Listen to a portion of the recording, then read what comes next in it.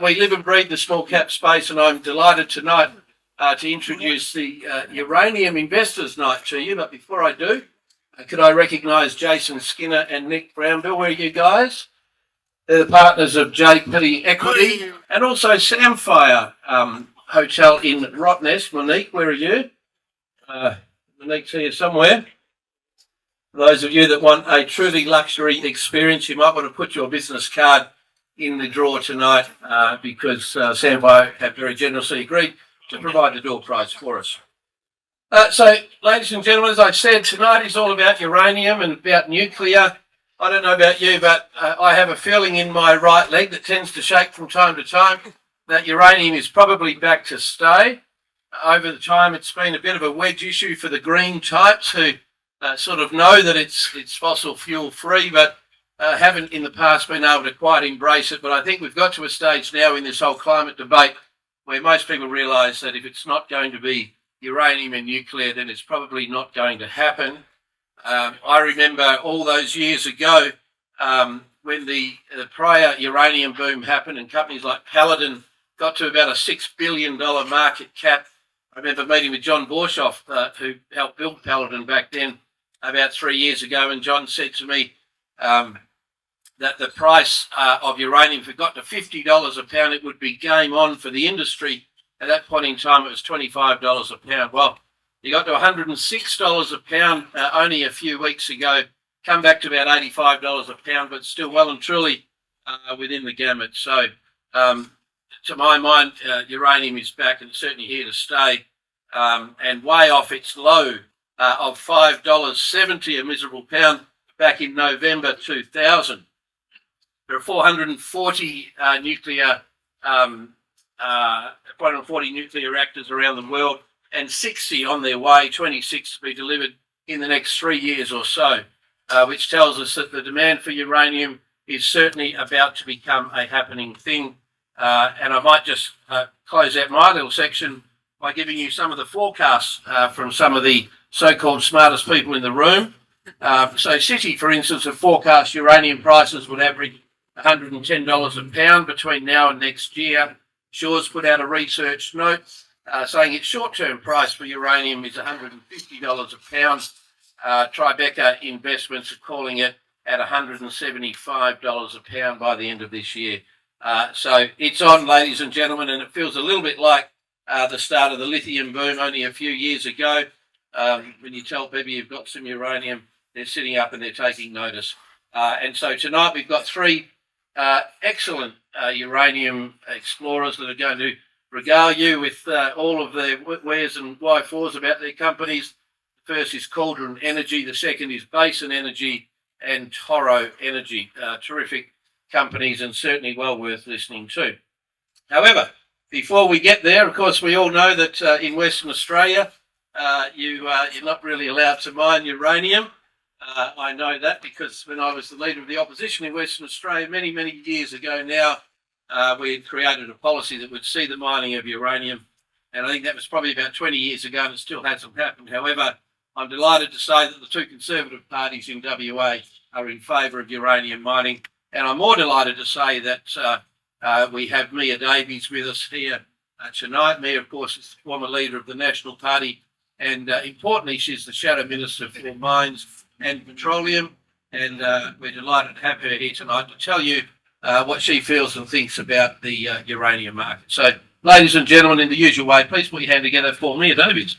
Good evening, everyone. And can I acknowledge Matt Burney, a former parliamentary colleague?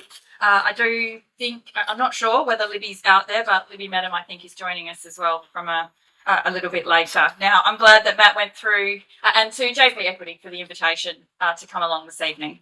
I'm glad Matt went through the price predictions and where the market sits. I am not your gal for that. The market analysts yourselves, you have that expertise. My role tonight is to speak very briefly on what you could expect should there be a change of government. You would all be aware, as Matt's just outlined, that the Labor Party has a fixed position on uranium, and you would be aware also that Labor has a fairly strong it has an incredible stronghold in the WA Parliament. I've just come from Parliament today. We were discussing firearms. We're talking about all the big issues this week: uranium, nuclear, firearms. There are 6 members of the opposition out of 59 in the Legislative Assembly and a very similar number in the Legislative Council. So there does need to be some significant work done in the next 12 months should you wish to see a change in policy from a national and Liberal government. Labor's platform has consistently been to oppose uranium mining, and from our perspective it's nonsensical, it's driven by ideology, and it ignores the reality that Western Australia is a world-renowned minerals province with a well-established regulatory system, and it plays into the fears of, I think, some of the more irrational corners of our community. A future national and Liberal government will do what it has done in the past. I was part of the previous Barnett government, and one of the first things that Premier Barnett did was to lift the uranium ban and allow industry to do what it does so well, which is get on with the job, and that's what we will do. Arbitrary bans make no sense. So I repeat again that the Nationals WA and the Liberal Party are in lockstep on this particular issue. We support the lifting of the uranium ban and would remove that should we win office. We have a responsibility. We have a responsibility to global trading partners and everyone that's engaged in that transition, that energy transition that is so important. We need to ensure that we are remaining that world-class minerals province. Noting the theme is also going nuclear. I would also put on record that as a state and a federal level, the Nationals and the Liberal Party have indicated that nuclear energy should be a part of the conversation going forward.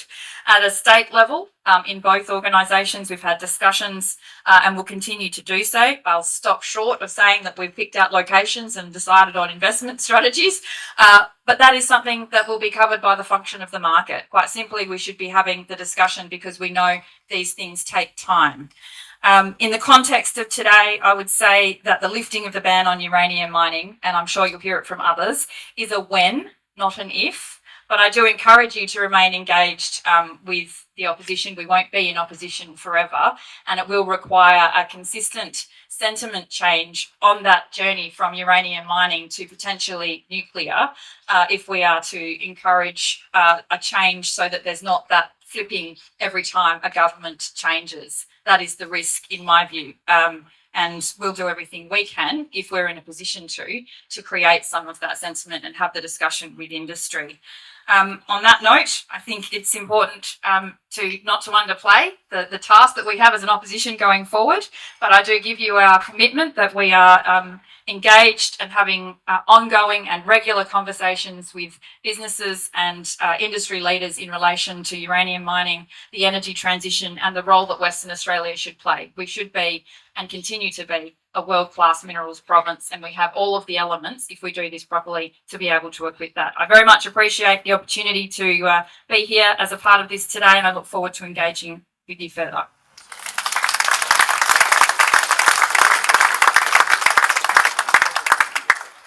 Thanks, man. Good stuff. It's interesting to note that Australia is thought to have the largest proven resources of uranium in the world, about twice that of the nearest country, which is Borat's Kazakhstan. However, Kazakhstan accounts for about 40% of the global trade, and Australia accounts for about 8%. So clearly there's an opportunity.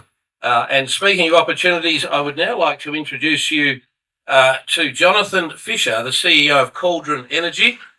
For those of you that don't follow Jonathan on social media and elsewhere, can I suggest that you do?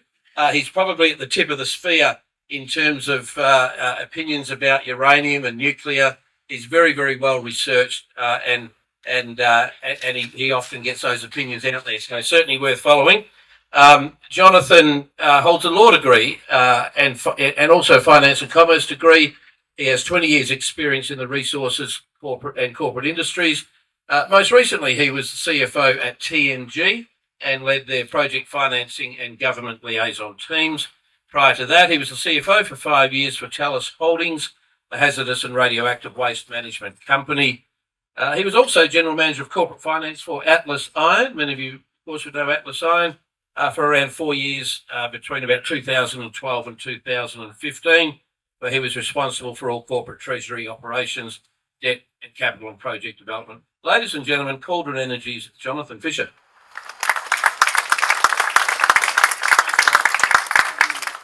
Good to be here. It's a fantastic crowd. Who would have thought a year ago that a uranium event would get this much interest?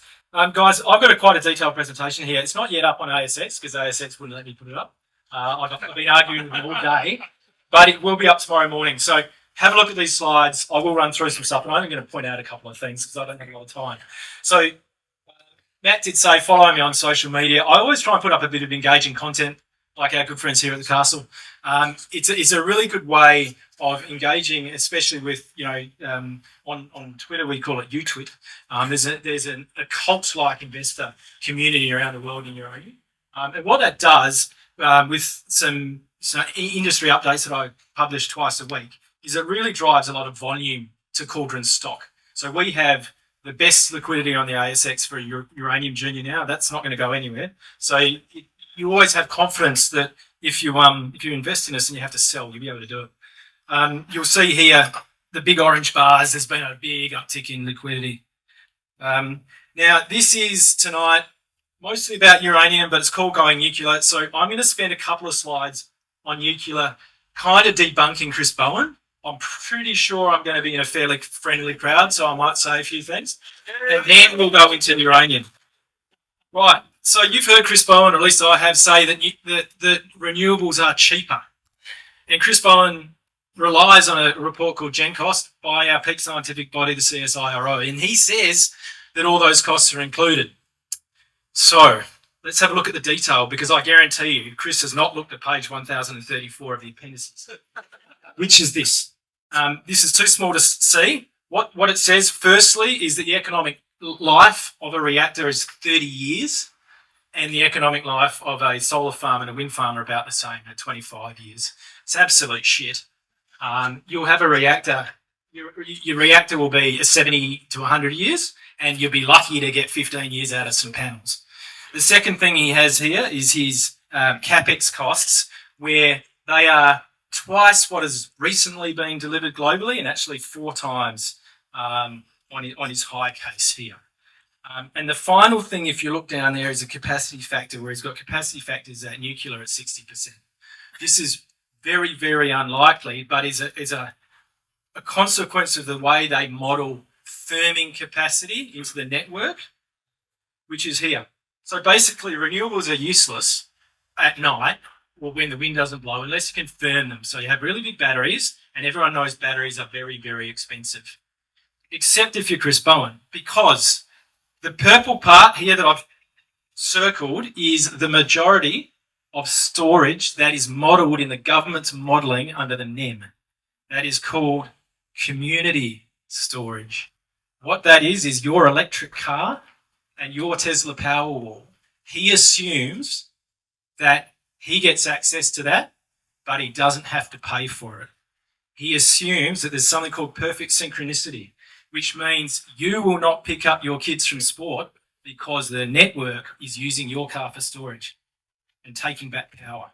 So because this is about 40 gigawatts of storage, it's the most expensive part of the network, and it's not included in the renewables cost. So, hey, renewables are cheaper if you only want to use them 8 hours a day. If you put in storage, they're not. The final thing here. On the left, we see the energy market. So we should be talking about decarbonising the energy grid. If you see, electricity is actually a really small part of the energy grid. The majority of it is fuels for transport. That's generally diesel. And the other bigger part is the red bit, and that's industrial heat. So the manufacturing sector in the country, all industry needs heat. And if anyone actually has like an electrical hot water system at home, you know how much hot water costs from electricity. It's a lot. And then you go, oh, hang on, we have solar 4-hour hot water. Well, that lasts you about 3 minutes, and your kids have had the shower, but you get a cold one because it runs out. And if you have to have an electrical backup to your hot water system, it's extremely expensive. So under a Bowen-led renewables-only agenda, Australia will be competing using electricity to heat versus every other member of the G20 that has nuclear to provide industrial heat. So that means our manufacturing will continue to be uncompetitive, and that is why the AWU, which is the National Union for Manufacturing, is actually pro-nuclear. So maybe we don't build reactors in Australia, don't have to. We can mine uranium without it. And everyone might, I think someone mentioned that Kazakhstan is the world's biggest producer of uranium. Everyone would think they're right next to Russia, they're ex-Soviet, you'd think they'd have nuclear reactors. They don't. Okay, Kazakhstan has one reactor. It's a research reactor, not too dissimilar to the one we have in Sydney. And that is a model that WA can come through to absolutely be the next Kazakhstan in uranium production. And we need uranium because there's just been a triple nuclear pledge. We cannot supply the market even on today's demand and then triple it. There is no hope. Every uranium project in the world needs to come online, and it preferably from politically aligned countries such as Canada and Australia. And so why does now make sense to lift this ban? Well, in 2017, the Premier was able to make one of these big ideological Labor statements and ban uranium because there was no cost to it. Uranium price was $20 and mining was at full employment. So there were no jobs that were going to be lost or created. Fast forward today, well, uranium's actually now at 90, back to 90. And you've got jobs in lithium and you've got jobs in nickel that are really under stress. And you know, there is going to be an argument in the Labor Party against the left who they're never going to want it, but the cashed up bogans who have hire purchase on their utes and their jet skis and have mortgages, who generally vote on the right of the Labor Party, they're going to be wanting their jobs. And so in an argument where jobs versus ideology, generally in the long term, so it's jobs that win. So you'll see us messaging as we all work to change this policy. We're going to be messaging about jobs and diversification. And secondly, there's this thing where the Premier himself has come out and said WA has a moral obligation to help the world decarbonise by selling more gas. If we sell more gas to Indonesia and India, they'll burn less coal, right? Well, that you kind of get 50% emissions reduction on a gas to coal. You get about 100 times emissions reduction from coal to uranium. It's a much stronger argument. And if the Premier is already on record saying that argument, then it absolutely sets us up to change this policy, maybe not before the next election, but absolutely in that next term. So I'm as you can tell, I'm very active in this area. I write for the newspaper. I attend all sorts of stuff. We have data here, which are from our friends at the Minerals Council. I know David Parker is here. And this is the middle one. Let's look at it. There is net support for uranium mining. Over 50% of Liberal voters want this policy change. That's no surprise. But we broke down this data by voting intention. Over 50% of Labor voters want this policy change. 34% of Greens voters want the policy change. That's really interesting. That suggests there's a eco-modernist kind of green bent building in WA, kind of like there is in Europe. And the standout, 80% of One Nation voters want the policy changed as well. So if there's a protest vote in WA, it'll head right and One Nation will have it. So it's good to know that those guys also want the policy change. And finally on this, there's this suggestion that we can't handle radioactive material in this state. It's absolute bollocks. And I think Matt mentioned this photo here is the Sandy Ridge Radioactive Waste Repository. Now, I know about this facility because I was the one that did the government approvals for it, financed and built it. I was the one that sat across from the Premier doing those approvals, and I was the one that negotiated an Indigenous land use agreement with the native title parties, and they were fine with it. In fact, it was the quickest native title agreement in Australian history. That facility is world-class. It handles radioactive waste today from around Australia. It gets shipped in. No one knows about it. It operates safely. And any mining waste that is created that can't be disposed of on site can go to this facility. Noting that when you're just talking about mining, you do not create nuclear waste. You're only creating radioactive waste tailings. And it's something that we all handle day in, day out in the mineral sands industry. There's absolutely no reason we can't do it in WA. So the industry will create a lot of jobs. It's here, and we're going to get this policy changed. Now, quickly on Cauldron. Okay.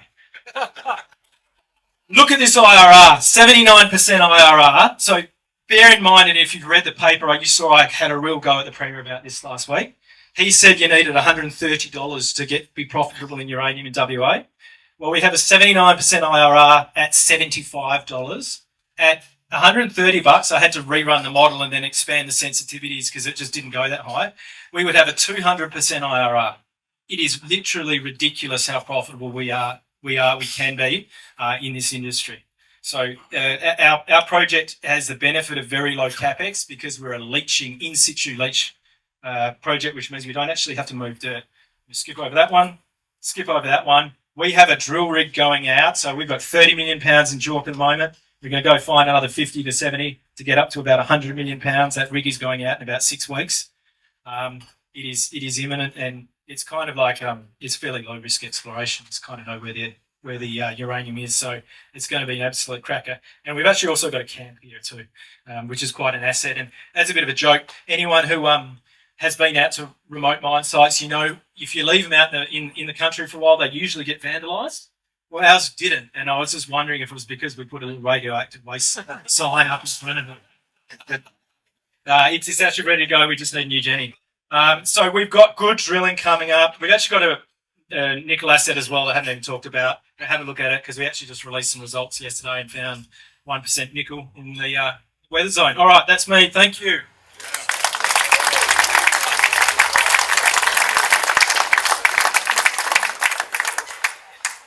Thanks, Jonathan. Some great information there. Okay, folks, our next speaker is Pete Morehouse from Basin Energy. Pete is the Managing Director of Basin Energy. He's also an exploration geologist with some 17 years experience in Australia, South Africa, and also in Europe. He has extensive experience within the junior uranium sector, having worked on multiple uranium projects globally, including leading exploration for ASX-listed uranium explorer and developer Alligator Energy, some of you would be aware, from IPO for about 10 years. He's also worked in geology with several resource companies, including BME X Limited, Impact Minerals, Mega Uranium, and Laramide Resources. Ladies and gentlemen, Pete Morehouse from Basin Energy. Brilliant. Thank you very much. Now, again, geologist, I'll try not to go too geological on you and follow up from Jono's talk there. Give me a second to get this working. Alrighty, Basin. First of all, thanks JP Equities for putting this on. It's great to get a focus on nuclear. We've got 3 really great uranium companies talking, all very different value propositions here today, different stages of the cycle. I'm going to tell you about Basin. We are the pure play exploration company here today, the smallest stock that's going to tell you about our work in the Athabasca Basin. Now, you're going to hear from 2 companies based in WA. Our projects are all in Saskatchewan, in the Athabasca Basin. So I'll tell you a little bit about that, but I encourage anyone in Australian politics or in West Australia specifically to look at the Athabasca Basin, look at the history in uranium mining and the sector and the benefits that that's brought for this part of the region. It's a phenomenal part of the world, and we'll run you through a few of those points in a moment. Okay, so why Basin Energy? We're a pure play uranium company. We set this up around 2 years ago specifically to take advantage of what we're seeing emerging at the moment. And this is a phenomenal part, a phenomenal phase which is emerging for the macros of uranium.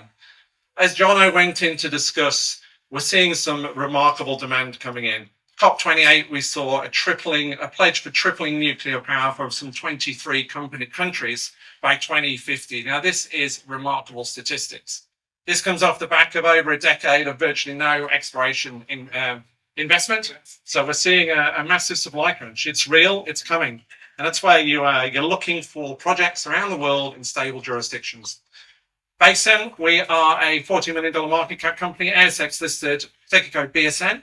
Cash in the bank, currently actively drilling and actively doing ground geophysics. We are currently only in the Athabasca Basin. Now, this part of the world has been mining uranium for 65 years, a top 3 producer of uranium for 45 of those. It's northern Canada. I'll run you through geographically where that is, but it's near some of the biggest uranium mines and deposits on the planet. Our neighbours are the likes of Cameco, Orano. And with that brings you a jurisdiction which understands uranium mining. So you know how to explore, you know what framework you've got to work through, and if you do find something, you know that you can move it forward into development. And I'll touch a little bit on our team as well. We are a group who have got some extensive experience in uranium, and we'll touch on that at the back end. So, guys, here's a map of the Athabasca Basin. So, northern Saskatchewan, middle of Canada. I've just got back there, and it's bloody cold. It's very different to here. We're about -40 at the moment, which is great from exploration. Everything's frozen. You can move around. It's quite easy to operate. But it's a long shot from a lot of my experience in Northern Australia. Why has the basin been so prolific from a uranium mining point of view? And it's simple.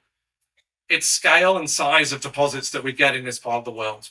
So as my introduction mentioned, I spent a lot of time in the Northern Territory looking for the next Jabiluka. So Jabiluka sits at around 350 million pounds of uranium. Big deposit, phenomenal deposit. It sits at about 0.4, 0.5, so 0.5% uranium grade. Now, the biggest one in the Athabasca is McArthur River. Over double the size, 675 million pounds, but it's 17% uranium. This is phenomenal. This is phenomenal grade. So when you find one of these, they're valuable regardless of what the commodity price is. And that's why this part of the world has been the backbone from uranium production for so long. I got a little bit of I actually made this back in 2012 for Alligator. We were comparing Northern Australia with the Athabasca and under incentive in the Alligator rivers. But what I've got here is time across the horizontal. And each of these U's is a big company making deposit. And I really like to show you this because you look at where has made shareholder returns for anybody in uranium from an exploration point of view post Fukushima. Outside the basin, it's not many places. The standout case here is a couple of Aussies, Lee Curry and Andy Brown. Andy's a geologist out of Brisbane, good friend of mine. Went over to the Athabasca when uranium was sitting at $30 per pound. And they were drilling a bit of a different model. They took a $30 million market cap company for a single exploration success, and today they're $5.5 billion.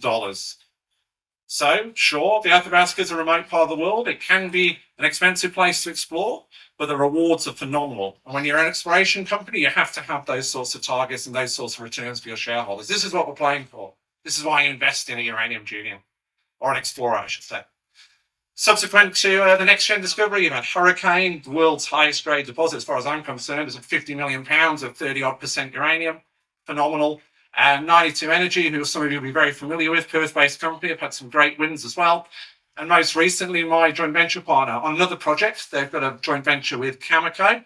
They've just drilled 16.8 meters at 14% uranium. So this part of the world continues to deliver these phenomenal successes. Okay, as we mentioned, geologists, so bear with me, cross-section. We've got young sandstones on the top there, and we've got older basement rocks underneath. Now, the model for this part of the world has always been drill to that contact to the two rock types. If you don't hit mineralization, drill them to 20 meters, walk on. So if you've been exploring there for 65 years, quite clearly a lot of those targets are getting bloody deep. Now, I mentioned NextGen Energy, who went over and had a bit of a different model. They said, you know what, we think we've got a target here which is similar to North Australia. What we need is the right rock types and the right structures. We probably don't need that geological contact. And they found Arrow, which is now a $5.5 billion company. That's 200 meters past our traditional target area. Subsequent to that, we know a couple of the majors have also been drilling holes into some of the deeper opportunities and seeing again more material and basement hosted mineralization. So why am I telling you this? Why is this relevant to a $14 million market cap company? Well, those same fundamental rock types and structures which are sitting underneath these main deposits are sitting in the eastern side of the Athabasca. So there's a belt of rocks which run down the eastern margin, which are exactly the same fundamentals. But because it's been model driven for so long, no one's ever gone and looked at them. No one's ever gone and said, hey, has this got exploration potential? There's 20, 30 meters of glacial cover on the top, enough to mask a big deposit. But from an exploration point of view, this is phenomenal. So that's where Basin comes in. We managed to pick up a significant holding on the eastern side of the Athabasca, which we believe got the right fundamentals to this sort of mineralization. We went and did some basic groundwork. First of all, we did some mapping, what we could see. Went and did some magnetics and radiometrics, trying to pick out those structures, trying to map those geology. And we did a first pass drilling program. So this was last year. What did we find? Now, this is completely greenfields. This isn't going and chasing brownfields opportunities, guys. We drilled 8 drill holes, and we got 5 of those had elevated uranium in. We didn't get ore grade. I'm not saying this was ore grade, but I'm saying we got structure, we got alteration, we got what we're saying, we've tagged a mineralizing system. It's got 30, 40 meters of these rocks, which show this fluid flow going through them, with these elevated hints of uranium in them. And also with what we call pathfinders, the same metals which go around in a uranium fluid, we're finding in levels here. So elevated radiogenic lead, some base metals as well. So from my perspective, this is basically from surface, 30, 40 meters of brecciation, the right alteration and the right metal mix in a completely greenfields area, which is 350 square K. This is a pretty bloody exciting first pass program. So from that, we picked out what we think are the most exciting structures, looking at this drill core and going, okay, we've highlighted a couple there, which we really like. We stopped the drilling because, as some of my peers like to say, it is expensive to drill in this part of the world, but we drill there for a reason, is to find one of these. You're welcome, John. And we went and did gravity. We went gravity to try and map these alteration systems. Where have these fluid flows been the most intense? So we did that at the back end of last year. And we have picked out a series of what we call gravity lows, which we're saying are likely to be indicating where these fluid flows have been most active. And we're working our way through systematically drill testing them at the moment. I had a drill rig on site. We've got 3 or 4 holes in. We've got another 4 or 5 holes, 6 holes to go. So we'll be busy through till the melt season, which gives us another sort of 6 weeks worth of drilling. Very briefly, because I heard the bells rung, I've also got some traditional conformity targets. Now, to long story short, this is chasing the traditional Athabasca model. A lot deeper, sort of 700 meters depth, but same faults as host the Millennium deposit, which is a Cameco hosted 100 million pounds of 4%, about 7 Ks to the south, on the same fault, and it's never been drilled. Geophysical target on the ground there. We're doing some ground EM to try and refine that again, making sure we maximize our drill meters before we go and put drill holes in. I'm being buzzed, but that's the team. Blake Steele, our chair, myself, and Odile McRae, all industry veterans from uranium. And I hope we can have a chat to you tonight. Thank you.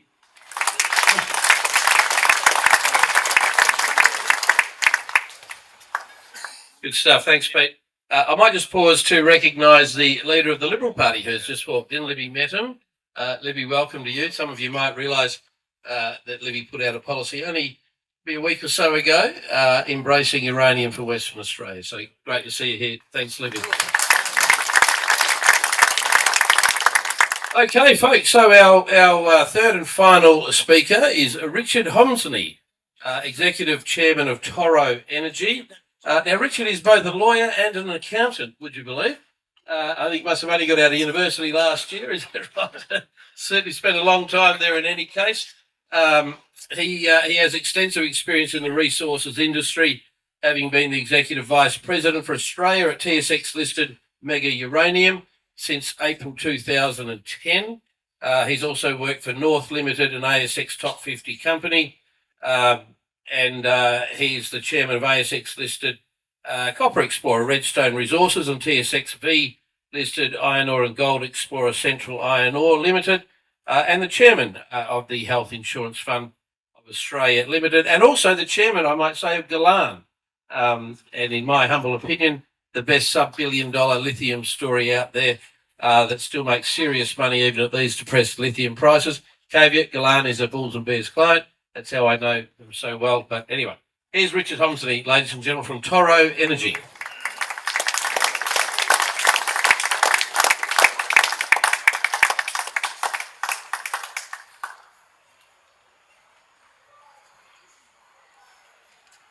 All right, thank you all for coming this evening to hear the story of a few uranium companies.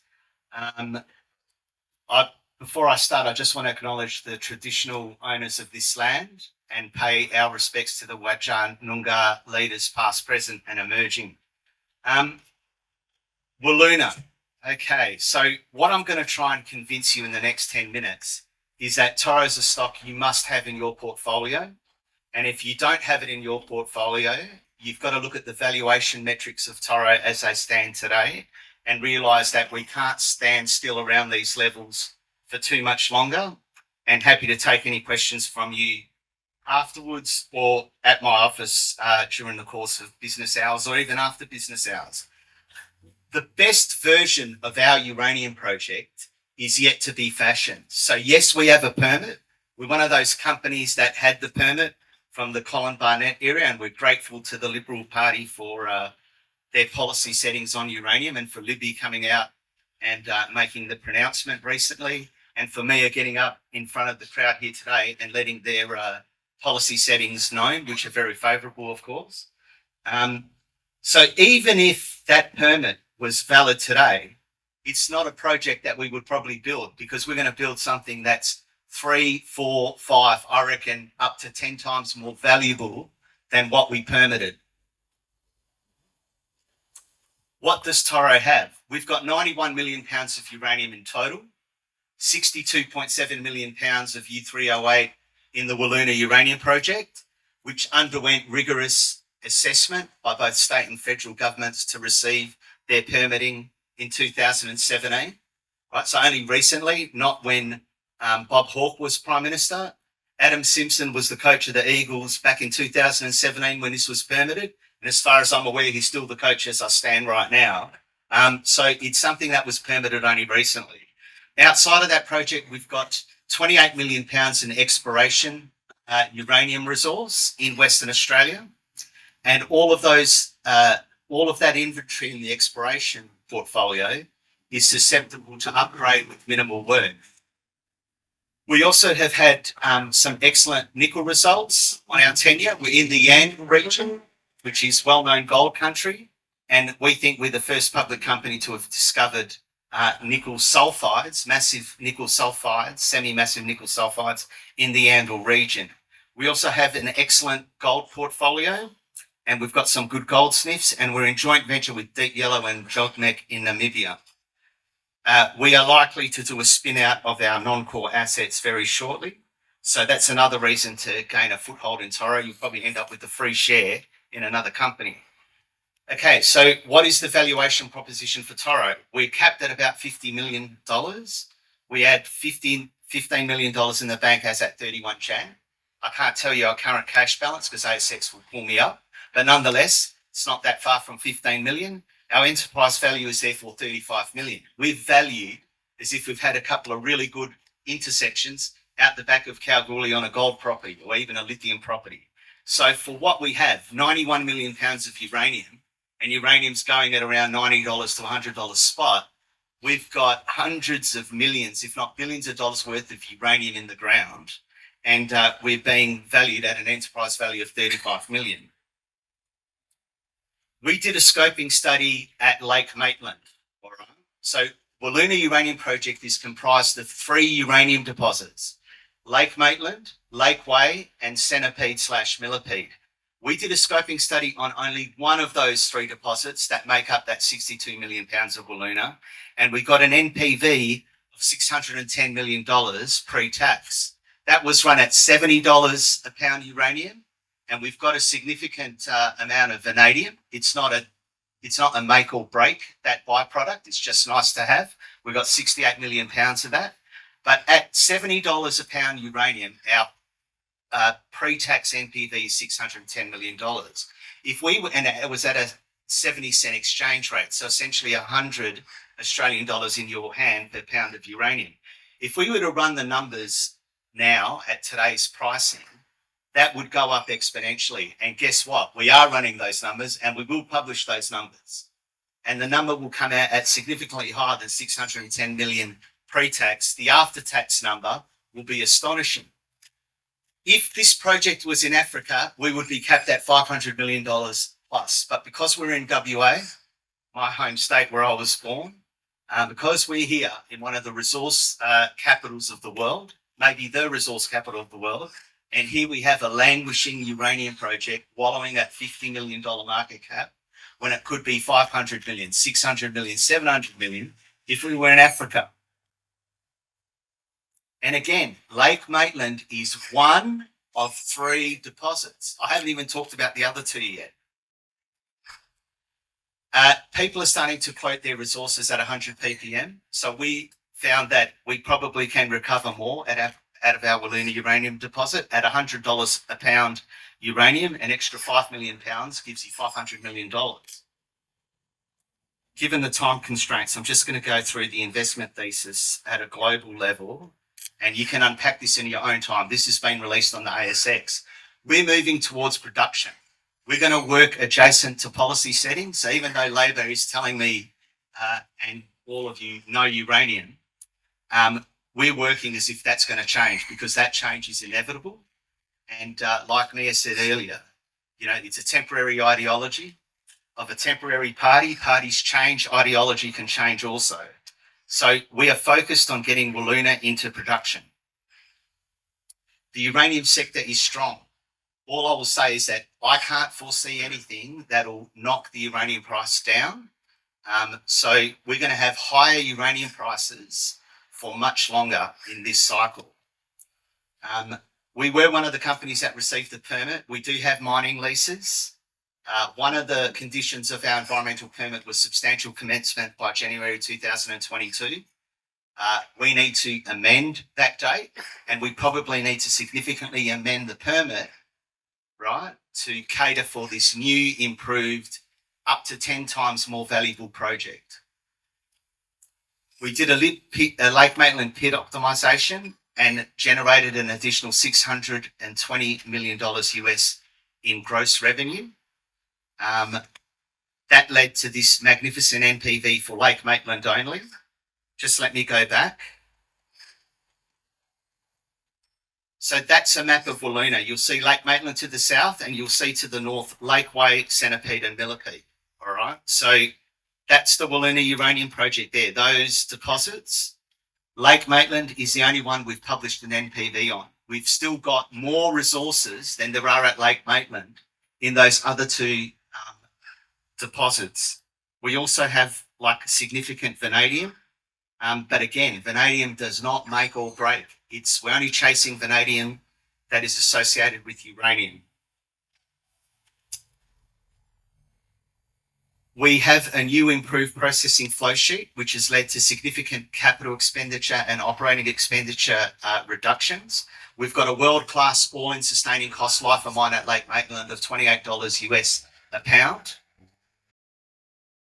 The best version of Wiluna is yet to come. We're working out how to mine this and mine this profitably across all three deposits. Do we do Lake Maitland alone, which has a joint venture with Japanese parties? They can opt in for 35% by giving us a check for 40 million US. They've already given us 11 million US to preserve that option.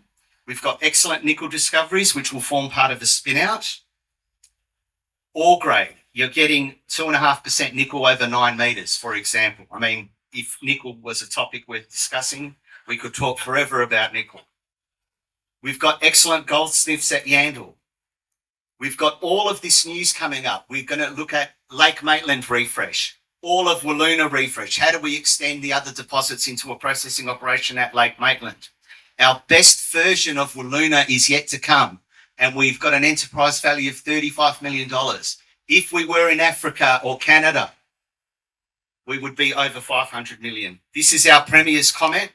Further to what Jonathan said, the architecture is there for him to use these words to change the policy and do it rather seamlessly, because this is what he said. So this is his own words.